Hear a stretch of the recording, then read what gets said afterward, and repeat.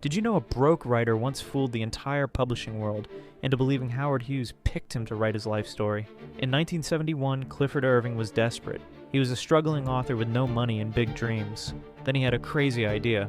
What if he told publishers that the mysterious billionaire Howard Hughes wanted him to write his autobiography? Hughes was perfect for this scam. He was a recluse who never talked to anyone. Irving figured no one would ever check. He convinced McGraw-Hill to pay him $750,000.